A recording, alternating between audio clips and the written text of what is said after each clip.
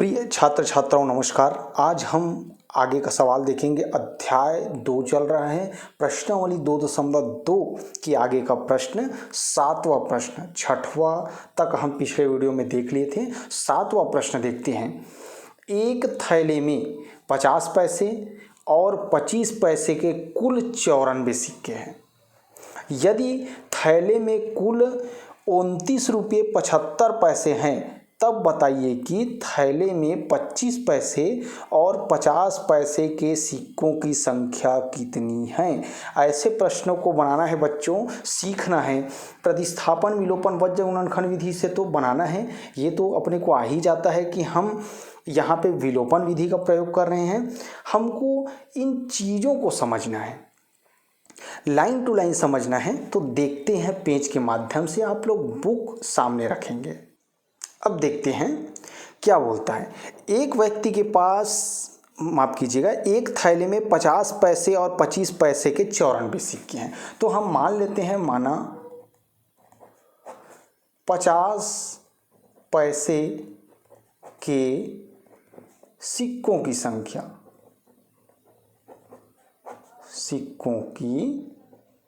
संख्या बराबर x, ऐसे मान लिखना है। और फिर क्या करना है, 25 तथा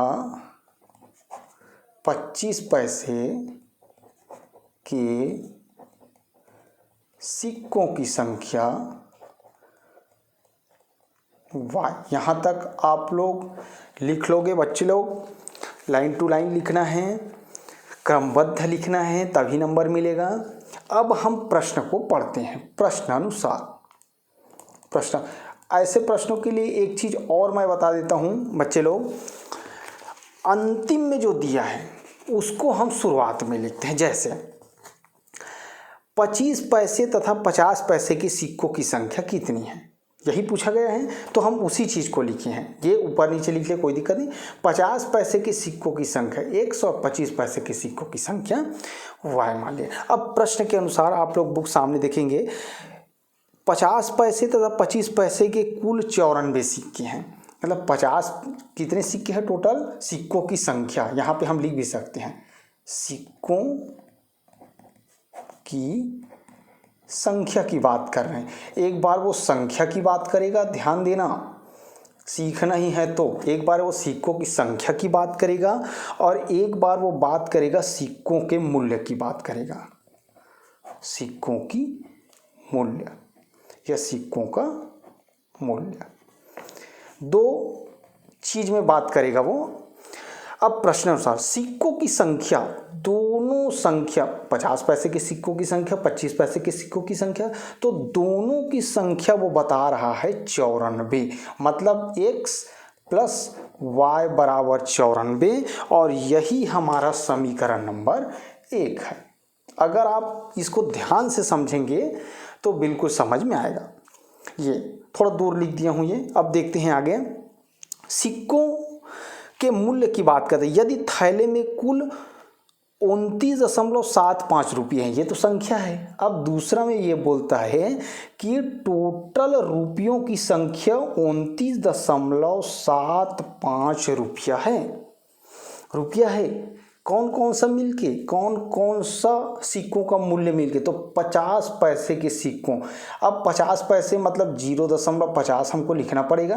50 पैसे है, रुपया तो है नहीं, तो 0.50 और संख्या x है उसका, और 0.25 और संख्या इसका y है, और ये हमारा हो गया समीकरण नंबर 2। हम चाहे तो सभी में समान रूप से दशमलव है, तो इसको हम हटा के सीधा ऐसे लिख सकते हैं, 50x प्लस 25y बराबर 29.75, और ये समीकरण नंबर 2 है।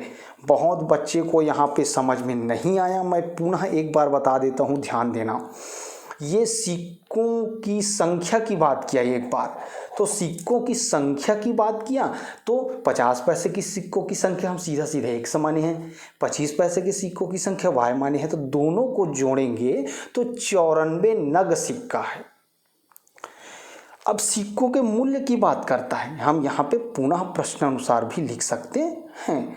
पुनः प्रश्नानुसार यदि हम एक बार और प्रश्न को पढ़े तो हमको क्या पता चला कि सिक्कों का मूल्य जो है वो 29 रुपये 75 पैसे है। चलो कोई दिक्कत नहीं है, 29 रुपये 75 पैसे है। तो कौन कौन सा सिक्का है? तो एक्स सिक्का और वाई सिक्का। तो एक्स की वैल्यू क्या है? 0.50 मतलब 50 पैसा है। और वाई की वैल्यू क्या है? 0.25 मतलब 25 पैसा है। एग्जाम्पल के लिए यहाँ पे मैं लेता हूँ, आप ध्यान देना, 25 रुपये के 8 सिक्के यदि ऐसा है तो मैं 25 का गुणा 8 से करूँगा तो इसका मूल्य निकलेगा कि नहीं निकलेगा? बस वैसी ही 50 पैसे का मूल्य जितना भी सिक्का है, 25 पैसे का मूल्य जितना भी सिक्का है, उसको जोड़ेंगे तो इतना मूल्य होगा। उम्मीद करता हूँ कि ये समझ में आ गया होगा। अब समीकरण 1 और 2, अब समीकरण 1 व 2 से हम करेंगे, समीकरण 1 व 2 से, तो समीकरण 1 व 2 से आपको पता है ये हम प्रतिस्थापन या विलोपन विधि से बनाते हैं। तो समीकरण 1 व 2 से हम चाहे तो इसको छोटे कर सकते हैं, इसको छोटे भी कर सकते हैं, या फिर 50 का गुणा दोनों में कर सकते हैं। इसको हम छोटे करेंगे तो क्या होगा देख लो एक बार ध्यान से। इसमें 25 है, इसमें 25 है, इसमें भी 25 है, तो ये 25 दूने 50 हो जाएगा। ये 25 से कम 25 हो जाएगा, मतलब घटा रहे हैं। और 29.75 को हम 25 से भाग करेंगे तो ये होगा 119। आप करके देखेंगे। तो हम अब समीकरण 2 है, हम इसको भी दे सकते हैं छोटा करके। सर ऐसा क्यों किए? हमको तो ये समझ में आया। बिल्कुल आप ऐसे इसको और इसको लेके भी बना सकते हैं।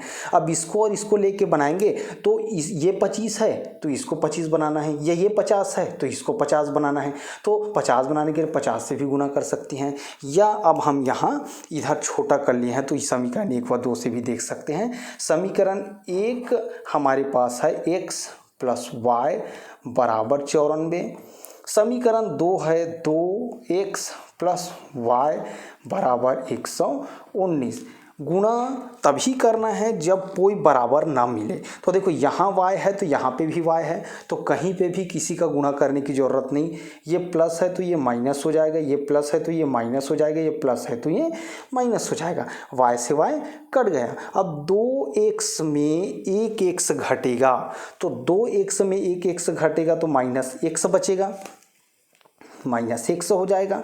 और यहाँ पे देखेंगे 119 में 94, तो 119 में 94 घटेगा तो कितना बचेगा? कितना बचेगा? 25 बचेगा। यहाँ से 6 यहाँ से 19, 19 और 6 25, तो माइनस 25। तो x बराबर आ गया 25। आप ध्यान देंगे कि ये आपका x क्या है?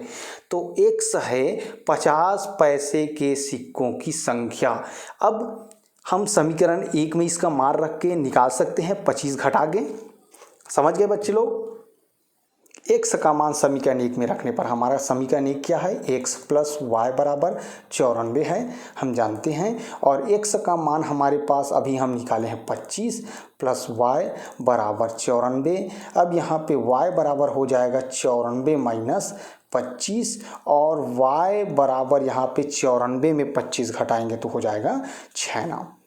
तो हमारे पास अब y का भी मान आ गया। तो अब हम लिख सकते हैं 50 पैसे के सिक्कों की संख्या, 50 पैसे के सिक्कों की संख्या x बराबर 25 और 25 पैसे के सिक्कों की संख्या y बराबर 69, यही निकालना था। उम्मीद करता हूँ बच्चों कि ये प्रश्न आपको अच्छे से समझ में आया होगा। अब हम 8वां प्रश्न देखते हैं। दो संख्याओं का योग 25 है। दो ठो संख्या है जो हमको पता नहीं है, तो दो संख्याओं का योग 25 है तथा उसके व्युत्क्रम मतलब उल्टा, तथा उसके उल्टा का योग 1/4 है। संख्याएं ज्ञात कीजिए। देखो हम लास्ट से बनाते हैं ऐसे सवालों को। संख्याएं ज्ञात कीजिए, तो माना वह संख्या x और y है। तो देखते हैं, माना पहली संख्या बराबर x, दूसरी संख्या बराबर y। बिल्कुल सीख जाओगे आप इस टाइप का सवाल बनाने, आपको थोड़ा सा समय देना है। अब प्रश्न अनुसार, प्रश्न अपने मन से कुछ भी नहीं करना है। प्रश्न में क्या बोलता है, आप बुक सामने रखेंगे, दो संख्याओं का योग 25 है, दोनों को यदि हम जोड़ देंगे तो इसका योग जो है वो 25 होगा। यही हमारा समीकरण नंबर 1 है। अब दूसरा समीकरण कैसे आएगा, हम पुनः प्रश्नानुसार लिखेंगे, पुनः प्रश्नानुसार। अब पुनः प्रश्नानुसार फिर पढ़ते हैं तो क्या मिलता है देखते हैं। यहाँ पे बोलता है कि उनके व्युत्क्रमों का योग 1/4 है। व्युत्क्रमों का योग मतलब उल्टा, x का उल्टा, तो x का उल्टा होता है 1/x। अभी x मतलब ये x/1 है, x/1 है, तो इसका उल्टा क्या हो जाए 1/x। और 1/y, इसके व्युत्क्रम मतलब x का उल्टा 1/x, y का उल्टा 1/y, दोनों का योग जो है वो कितना बता रहा है 1/4। दोनों का योग मतलब बीच में जोड़, ये 1/4। हम इसको थोड़ा सा हल भी कर सकते हैं, हल करना हम जानते हैं, मैं बताया हूँ। जब हर समान हो, जब हर असमान हो, मैं ये तरीका बता दिया हूँ। इसके सूत्र के रूप में एक वीडियो भी डाला हूँ मैं। तो कभी भी भिन्नों को जोड़ते कैसे हैं, घटाते कैसे हैं, ये वीडियो है, तो देख लो। x का गुना y के साथ, नीचे का गुना नीचे के साथ, तो ये xy हो गया। इसका गुना इसके साथ, इसका गुना इसके साथ, तो x + y बराबर 1/4। अब तिर्यक गुना होगा, इसका गुना इसके साथ, इसका गुना इसके साथ, तो इसका गुना इसके साथ होगा तो 4x + 4y, ये दोनों के साथ होगा, और इसका गुना इसके साथ x और y। अब देखते हैं अपने पास क्या आया है समीकरण, या इसमें आगे हम क्या कर सकते हैं उसको देखते हैं। जैसे क्या कर सकते हैं, देखो इसमें x + y बराबर 25 है, इसमें भी x + y बराबर कुछ है। जैसे अपन देखते हैं दोनों में कॉमन क्या है, तो 4 है कॉमन, x + y आ गया बराबर xy, ये 4 बटा में चला जाएगा, तो हमारे पास क्या बचेगा x + y बराबर xy/4। ये समीकरण नंबर हमारा क्या है 2 है।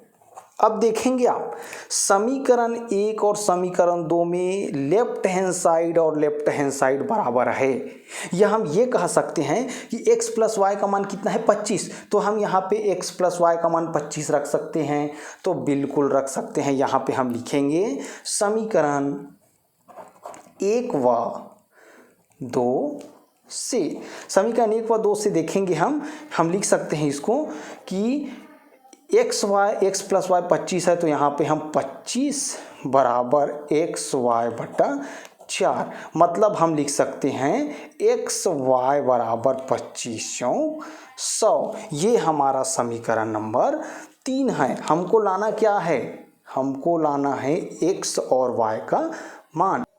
अब इसको हम 2 तरीका से बना सकते हैं। एक तरीका ये है कि एक संकेत दिया है बुक में, उस संकेत के अनुसार बना सकते हैं। जैसे दिया है संकेत, आप बुक देखेंगे तो x - y पूरे का वर्ग बराबर x + y पूरे का वर्ग और -4xy, ये संकेत दिया है।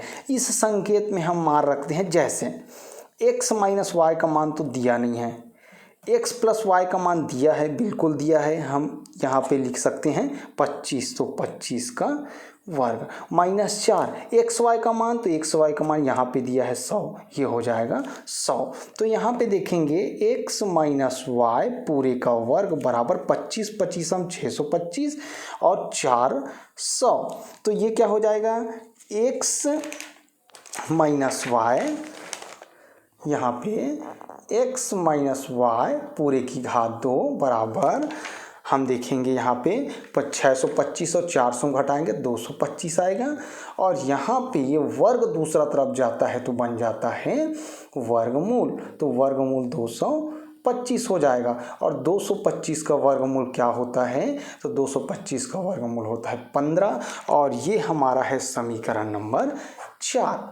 अब हम देखेंगे ये x - y है, और ये x प्लस वाई है। तो समीकरण 1 और 4 से हम इसको हल करेंगे। तो समीकरण 1 व 4 से कौन सी विधि से बना रहे हैं? विलोपन विधि। तो x प्लस वाई बराबर 25 है हमारे पास और x माइनस वाई बराबर है 15।